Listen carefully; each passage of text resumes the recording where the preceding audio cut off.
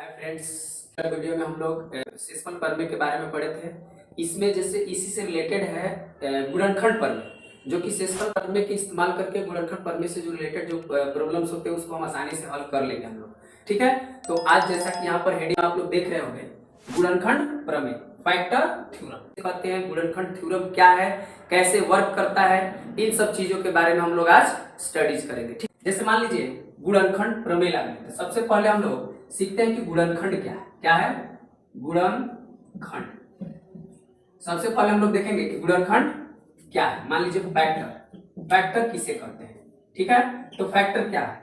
तो फैक्टर मतलब कि वह संख्या या अक्षर जो दी गई संख्या को पूरी पूरी काट दे, यानी पूरी पूरी विभाजित कर दे, यानी that number which divides the given number completely.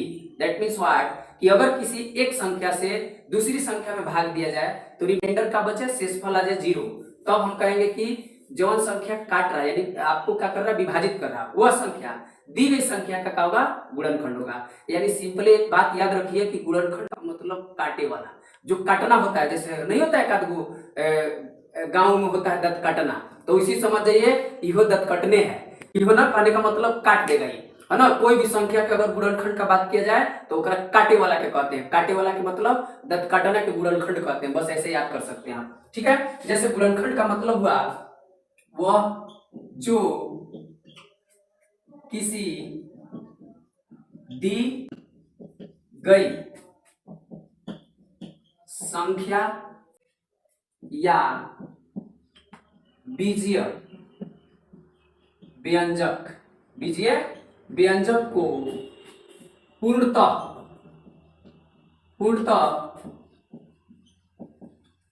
विभाजित करे। पूर्णतः क्या करे, विभाजित करे। उसी को क्या कहते हैं, वह जो किसी दी गई संख्या या बीजीय व्यंजक को पूर्णतः क्या करे, विभाजित करे। तो इसी को हम लोग क्या कहते हैं, फैक्टर कहते हैं, यानी कि क्या कहते हैं, गुणनखंड कहते हैं। ठीक है, गुणनखंड किसे कहते हैं, तो वह जो दी गई संख्या या बीजीय व्यंजक को पूरा पूरा काट ले, यानी कि पूरा पूरा काट लेगा वो। ठीक है, तो काटे वाला की याद रखिए, काटे वाला का सिंपल आप याद रखिए कि काटे वाला के क्या कहते हैं, गुणनखंड कहते हैं। सिर्फ काटने वाला की बात है, गुणनखंड हो गया। ठीक है, तो यहाँ पे ये गुणनखंड हो गया। और गुणनखंड प्रमेय क्या होता है, तो गुणनखंड प्रमेय जैसे मान लीजिए, पहले गुणनखंड सीख जाइए कि मान लीजिए अगर 8 है यहाँ पे, ठीक है, अगर 8 कोई संख्या है और 8 का हमको गुणनखंड निकालना कि 8 का गुणनखंड क्या क्या और कितने होंगे, तो हम लोग क्या करेंगे, सबसे पहले हम लोग 8 का गुणनखंड अगर निकालना है तो 8 को देखते हैं कि 8 जो है हमारा 8 को काटने वाला कौन कौन है, कौन कौन से ऐसे दंत कटवा है जो कि 8 को काट देगा। ठीक है, तो देखिए यहाँ पर, तो 8 एक से तो पूरा संख्या बाबू कटता है, एक तो कोई के काट देगा। एक दुनिया में जो भी संख्या सबको काटता है, वो एकदम महा काटना है वो। ठीक है, तो मान लीजिए कहने का मतलब इसका 1 से तक कटेगा ही, और क्या से कटेगा, आपको 2 से कटेगा क्योंकि 2 भी इसको काटेगा। 3 से नहीं होगा, 3 नहीं होगा, 4 होगा क्योंकि 4 इसको काटेगा। 1 भी होगा, 2 भी होगा, और आपका 4 होगा। 5 नहीं होगा क्योंकि 5 इसको काट नहीं पाएगा। ठीक है, तो ये सीधा वाला है, सब सीधा वाला है, लेकिन ये सब कटा हुआ है, सब काट देगा करके 8 को। और जो 8 के काटेगा उसको क्या कहेगा, 8 के फैक्टर कहेंगे। यानी जो काटने वाला होगा, कटा हुआ जो होगा, उसी को क्या कहते हैं हम लोग, फैक्टर कहते हैं। बस इस भाषा में, सिंपल भाषा में याद रखिए, है ना। मैथ्स को एकदम आप पढ़िए एकदम मजाक में। ठीक है, आप मेहनत करिए, और मेहनत करने वाले के ही आपकी जिंदगी में सफल होते हैं। ओके, तो इसलिए आप मेहनत करिए। ठीक है, मेहनत करिए और यहाँ पर ध्यान दीजिए। जैसे यहाँ पर 6 है, तो 6 तक काटेगा नहीं कंप्लीटली, तो ये भी नहीं होगा। आपका 7 भी नहीं होगा, क्या होगा, एक स्वयं संख्या। मतलब यहाँ से एक चीज निकला कि कोई भी संख्या के अगर फैक्टर ज्ञात करना हो तो एक तो होइबे करता है, एकदम मस्ट है कि एक होइबे करेगा, और अपने आप भी होगा, अपने आप से भी वो कटता है। ठीक है, जैसे कहा जाता है लोहा लोहे के काटी, तो वैसे ही अपने आप के भी काटी, और एक तो कोई के काटी उलट खो रहे, वहां काटना है। ठीक है, अब बाकी बीच वाला जो संख्या ये सब है जो कि काटने वाला, जैसे मान लीजिए अगर 4 का निकालना है, तब 4 क्या क्या से कटेगा, आपका 4 का फैक्टर क्या क्या हो जाएगा, आपका 1 से कटेगा, 2 से कटेगा और खुद से कटेगा। तो ये सब क्या हो जाएगा फैक्टर। अगर मान लीजिए 8 नहीं, मान लीजिए अगर हम यहाँ ले लेते हैं 7, तो 7 किस किस संख्या से कटेगा, तो 1 से कटेगा और खुद से कटेगा और किसी से नहीं कटेगा। तो जो काटता है उसी को गुणनखंड कहते हैं। तो अब हम लोग गुणनखंड प्रमेय के बारे में पढ़ते हैं। गुणनखंड प्रमेय क्या होता है, धीरे धीरे सब होगा आपको। आप एकदम रेगुलर पढ़िए, वीडियोज को आप पूरा देखिए, इसका आप नोट्स बनाइए। एक दिन, अभी तो हम लोग शुरुआत की है, अभी तो आपको बहुत चीज देना है। ठीक है, और आपको बहुत चीज सीखना भी है, अभी तो बेसिक चल रहा है। ठीक है, तो कहा जाता है कि have patience and work regularly, only then you can get success in your life. Okay, क्या कहा जाता है? Have patience and work regularly, only then you can get success in your life. यानी धैर्य रखिए और नियमित रूप से काम करिए, प्रैक्टिस करिए, तभी जाकर आप अपने जीवन में सफल हो सकते हैं। ठीक है, ऐसा नहीं है कि अगर कोई मोटिवेट कर दिया तो आप एकदम 15 घंटा 20 घंटा पढ़िए और अगला दिन से एकदम पूरा पढ़वे मत करिए, तो ये इरेगुलर वे में हो गया, आपके अंदर पैसेंस नहीं है। अगर पैसेंस है तो आप रेगुलर वे में 6 से 7 घंटा प्रैक्टिस करिए, मेहनत करिए और आपका एकदम भविष्य उज्जवल होगा। क्योंकि धीरे धीरे सब होता है, कहा जाता है धीरे धीरे रे मना धीरे सब कुछ होए, माली सींचे 100 घड़ा ऋतु आए फल होए। अब ऐसा तो नहीं है, माली धीरे धीरे धीरे धीरे सींचता है, तब जाके जब ऋतु आता है तो उसमें फल आता है। ऐसा नहीं है कि जहां माली 100 घड़ा डाल रहा है 500 घड़ा डाल देगा तो बिना ऋतु के फल आ जाए हो, ऐसा नहीं होगा। आपको फल आने के लिए इंतजार करना होगा। ठीक है, तो इंतजार करिए और रेगुलर वे में प्रैक्टिस कीजिए। ठीक है, ओके।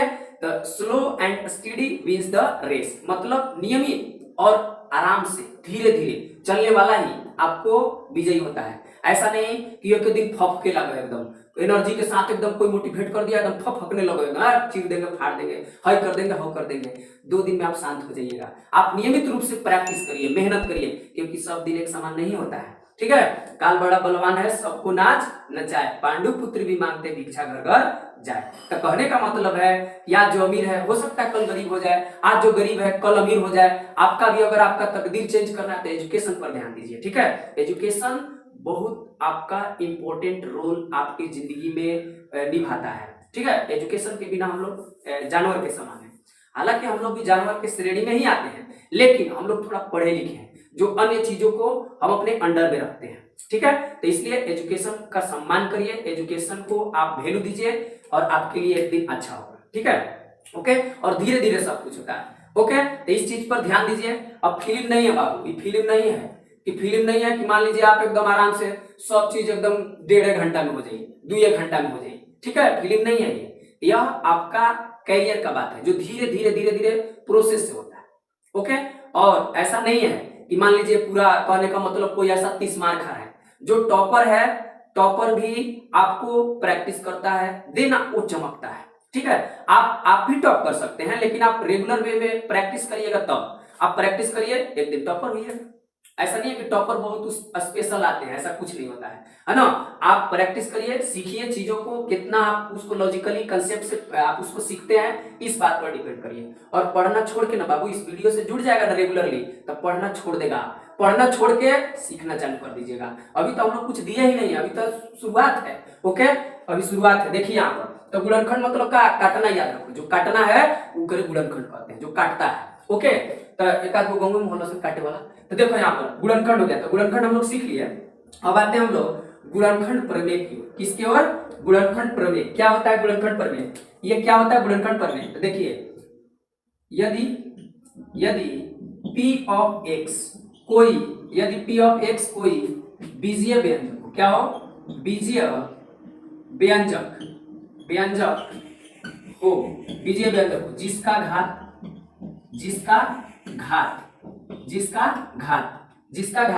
क्या हो? यदि p ऑफ x कोई बीजीय व्यंजक हो जिसका घात 1 या 1 से अधिक हो, 1 या 1 से अधिक हो, और यदि g ऑफ x से भाग दिया जाए, g ऑफ x से क्या किया जाए? भाग दिया जाए, तो भाग दिया जाए और शेष फल शून्य आ जाए, कहा जाए 0 आ जाए, शून्य आ जाए, मतलब 0 आ जाए। मान लीजिए 0 आ जाए, एकदम सिंपल भाषा में सीखिए आप, क्या आ जाए? 0 आ जाए, शून्य आ जाए, तो g of x p of x का, है ना, जौना में भागवा दे रहा है ऊपर, g of x p of x का एक गुणनखंड होगा। क्या होगा? आपका g of x p of x का क्या होगा? गुणनखंड होगा। आप इसको देख सकते हैं, ठीक है, आप इसको नोट भी कर सकते हैं, आप, है ना, सुनकर भी आप लिख सकते हैं। ठीक है, इतना बार हम लोग रिपीट करते हैं। क्या लिखा है कि यदि p ऑफ x कोई बीजीय व्यंजक हो जिसका घात 1 या 1 से अधिक हो और यदि g ऑफ x से भाग दिया जाए और शेषफल शून्य हो, यानी शून्य आ जाए, यानी पूरा पूरा कट जाए, रिमाइंडर 0 बचे, तो क्या हो जाएगा, g ऑफ x जो होगा p ऑफ x का क्या हो जाएगा, एक गुणनखंड होगा। ठीक है, जैसे इसको एक क्वेश्चन से हम लोग हल करते हैं। देखिए क्वेश्चन से समझते हैं इसको। ठीक है, देखिए यहाँ पर गुणनखंड पर भी आप लोग समझ गए कैसे इसका क्या होता है। देखिए जैसे अगर बात करा जाए, सवाल दे देगा कि जांच करे कि, क्वेश्चन कर देगा जांच करे कि x plus 2 x square plus 4x plus 4 का एक गुणनखंड है या नहीं, गुणनखंड है या नहीं। चलिए जांच करते हैं इसको। तो सॉल्यूशन में सबसे पहले क्या लिखेंगे बाबू, तो जो दिया है p ऑफ x कितना दिया है, p of x since p of x is equal to दिया x square plus 4x plus क्या दे दिया 4 एंड g ऑफ x जो ना से भाग देना है, यानी जो ना चेक करना है कि गुणनखंड है कि नहीं, इतना दिया है। तो सिंपल सा बात है जो कि हम लोग पिछला वीडियो में भाग के बारे में सीख चुके हैं कि भागा कैसे दिया जाता है, एक बीजीय व्यंजक को दूसरे बीजीय व्यंजक में कैसे भाग दिया जाता है। हम लोग रिमाइंडर थ्योरम पढ़े, कैसे रिमाइंडर निकाला जाता है, उन सब चीजों के बारे में देखे हैं। तो आप उसको जाके आसानी से एकदम देखिए और इसको और एकदम लॉलीपॉप बनाइए, एकदम लॉलीपॉप हो जाएगा। ठीक है, मैथ्स आपको बहुत आसान लगेगा, है ना, लेकिन धीरे धीरे, एक दिन में बाबू बाहर नहीं आता है, धीरे धीरे आता है। ओके, तो यहाँ पर क्या हो जाएगा, g ऑफ x बराबर x प्लस 2। अब हम क्या करेंगे कि इसमें भाग देंगे। हम क्या करते हैं यहाँ पे कि जिसको चेक करना है उससे, अगर जिसके बारे में चेक करना है कि माने ये इसका गुणनखंड है कि नहीं, तो भाग देते हैं। ठीक है, भाग दे देते हैं। ओके, अगर हम इसका भाग देते हैं तो यहाँ पर क्या है x स्क्वायर, यहाँ क्या है x, तो भाग देने के लिए तो पता है कि एक x लाना होगा, यहाँ x स्क्वायर हो जाएगा। तो अभी दोनों भाई है तो ये मानेगा जी, जैसे जैसे ये गुना करेगा उसी से ही गुना करेगा, यानी प्लस में तो प्लस कितना हो जाएगा 2x, ये माइनस हो जाएगा, ये प्लस, सॉरी माइनस कैंसिल हो जाएगा, ये प्लस में, ये माइनस में, तो घटेगा, यानी 2x हो जाएगा। प्लस कितना हो जाएगा आपका 4, क्यों, क्योंकि जो बड़का रहता है वो साइन लिखते हैं ना बाबू, यहाँ 4 ज्यादा है और 2 कम है, 4 से 2 कम है, अब 4 प्लस में, इसीलिए हम क्या लिखेंगे, इसका इतना लिखेंगे। अब प्लस कितना 4 आ गया, जो साइन है जो करता है उसी साइन को यहाँ दे देते हैं। अब इधर 2 चाहिए, इधर 2 नहीं है, x है तो x है, ठीक है, 2 ला देते हैं, तो कितना हो जाएगा 2x, इधर प्लस प्लस कितना हो जाएगा 4। तो बाबू देखिए ना, ये 2 लिया, 4 से 4 को फोड़ दिया, तो कितना रिमाइंडर बचा, शेषफल कितना है हम लोगों का, शेष 0 आया। तो यहाँ पर क्या लिखेंगे हम लोग, यहाँ पर लिखेंगे यहाँ x प्लस 2 से x square plus 4x plus 4 में भाग देने पर, क्या देने पर, भाग देने पर शेषफल 0 आया, शेषफल क्या आया, 0 आया। अतः क्या होगा, अतः आपका x plus 2 x square plus 4x plus 4 का एक क्या हो जाएगा आपका, गुणनखंड होगा। क्लियर फ्रेंड्स, यानी गुणनखंड होगा, यानी जब भी आपको चेक करना है कि एक बीजीय व्यंजक दूसरे बीजीय व्यंजक का गुणनखंड है कि नहीं, तो आप क्या करिएगा, उस छोटका वाला से बड़का वाला में भाग दे दीजिए, और भाग देने के बाद अगर रिमाइंडर 0 आ जाए देन कहिएगा कि वह आपका क्या हो जाएगा, गुणनखंड है। अगर भाग देने पर 0 ना आए तो गुणनखंड नहीं है, बस सिंपल सा बात है। इसको देखिए आप ऐसे लॉन्ग मेथड से भी बना सकते हैं, इसको शॉर्ट मेथड से कैसे बना सकते हैं, यानी ये जब एग्जाम में आ जाएगा, कॉम्पिटिटिव एग्जाम में भी ऐसे ऐसे क्वेश्चंस आ जाते हैं, या जो 10th का एग्जाम होता है उसके फाइनल में आपका 1 नंबरिया में आ जाता है कि यदि है इसका गुणनखंड है तो इसमें कोई वेरिएबल दे देगा, मान लीजिए k दे देगा, p दे देगा, कुछ और दे देगा, अतः उसका वैल्यू निकालिए। तो ऐसे तो भाग देके निकालिए सकते हैं, लेकिन आइए उसको हम लोग रिमाइंडर थ्योरम से कैसे ज्ञात करेंगे। ओके, तो देखिए हम लोग उसको रिमाइंडर थ्योरम से कैसे ज्ञात करेंगे, यहीं पर ज्ञात करते हैं। ठीक है, ये आप लोग नोट कर लीजिए और इसको बार बार बाबू पढ़िए और रिवीजन करके ही अगला वीडियो देखिए। ठीक है, और यहाँ पे हर चीज आपको मिलने वाला है। ठीक है, एक जगह पर हर चीज मिलेगा, बेसिक के साथ साथ एडवांस भी। ओके, तो यहाँ देखिए सेकंड मेथड से कैसे हम इसको बनाएंगे, सेकंड मेथड। तो सेकंड मेथड जो है, कैसे इसको सेकंड मेथड से बनाएंगे, या इसी को ट्रिक कह सकते हैं, है ना, रिमाइंडर थ्योरम से कैसे बनाएंगे। तो बाबू जौना से भाग देना है, यानी जिसको चेक करना है कि यह इसका गुणनखंड है कि नहीं, उसको 0 के बराबर करके x के वैल्यू निकाल लीजिए। ऐसे ना रिमाइंडर निकालते थे जी, कल हम लोग सीखे थे ना, मैंने कोई एक वीडियो में कि मान लीजिए कि कैसे आपका क्या होगा, कि कैसे उसका रिमाइंडर निकलता है। तो रिमाइंडर निकालने के लिए चूंकि हम यहाँ लिखेंगे कि p ऑफ x कितना है, p of x square plus 4x plus क्या है 4, यहाँ पर क्या है कि g ऑफ x कितना है, तो g ऑफ x है x प्लस 2, तो इसीलिए हम लोग क्या करेंगे, x प्लस 2 बराबर 0 लेंगे। x के वैल्यू कितना आ जाएगा -2, x का वैल्यू हम लोग का कितना गया -2। अब इस -2 को p ऑफ x वाला में रख देंगे। अब इसीलिए रिमाइंडर इसी में निकालते थे, -2 रख देंगे क्योंकि p ऑफ x पता है, तब क्या रखना है 2 रखना है -2। तो जहां जहां x है जिस जिस रूप में है, स्क्वायर है तो स्क्वायर देंगे, अगर क्यूब है तो क्यूब देंगे, ऐसे लिख देंगे बाबू। ठीक है, अब कितना हो जाएगा, 4 हो जाएगा, ई प्लस माइनस कितना हो जाएगा 8, अब प्लस कितना 4, ई प्लस से 4 से कितना हो जाएगा 8 और माइनस 8 से 8 के भेंट होगा तो कैंसिल ना कर देगा जी, वो नेचर अलग है, तो दूरगी आते एक दूसरे के काटेगा, तो काटेगा तो कितना हो जाएगा आपका 0 आ गया। तो रिमाइंडर यहाँ भी शेष क्या आ गया, ये शेष हो गया, इसीलिए यहाँ शेष का आ गया शेषफल रिमाइंडर हम लोगों का आ गया 0 आ गया। जब रिमाइंडर 0 आ गया देन हम कह सकते हैं कि जो x प्लस 2 है इसका क्या होगा, गुणनखंड होगा।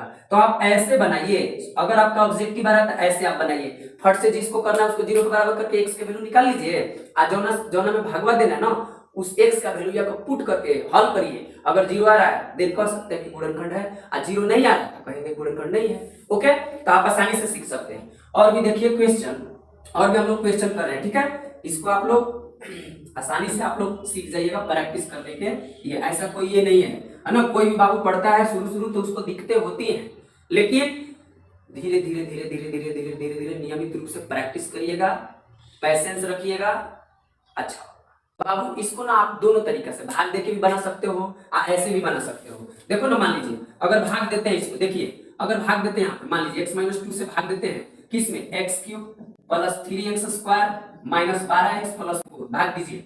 ठीक है, भाग देंगे तो क्या आएगा 3 है, आएगा क्या हम लोगों का क्या है यहाँ पे 3 है, यहाँ 1 है, तो 2 लाना होगा ना, लाइए यहाँ पे, तो इसमें मल्टीप्लाई करेंगे तो कितना हो जाएगा x³, इसमें करेंगे तो माइनस में कितना हो जाएगा 2x स्क्वायर, तो ये माइनस का प्लस है तो माइनस कैंसिल हो जाएगा, ये क्या हो जाएगा एक के रंग क्या प्लस में है, साइन का कोई मतलब नहीं है, जो कि भागा में पूरा डिटेल्स में हम लोग देखे हैं। तो यहाँ पर क्या हो जाएगा बाबू आपका 5x स्क्वायर माइनस में 12x प्लस में 4 हो जाएगा। ठीक है, अब ये जब 5 है, जब 5 नहीं है, 2 x है, ये 1 है, जो साइन एजा उतरा यानी प्लस में उतरल है तो वहां प्लस दे दिए, 5 लाना होगा, एक और x लाना होगा। ठीक है, तो क्या करना होगा, बुलाना होगा। ओके, तो यहाँ से वहां कितना हो जाएगा 5x स्क्वायर, यहाँ प्लस माइनस, हाँ जैसे मान लीजिए इसको बुलाना होगा कि 5 है जहाँ ये नहीं है तो 5 को बुलाना होगा। ठीक है, जैसे हीरोइन को हीरोइन बुलाती है, ठीक है, हीरोइन जो होती है हीरो को बुलाती है, अब तो कोई और मत बुला लोगे, यहाँ देखो 5 को बुलाना है, 5 को बुलाना है, x को बुलाना है, तो कितना हो जाएगा 5x स्क्वायर,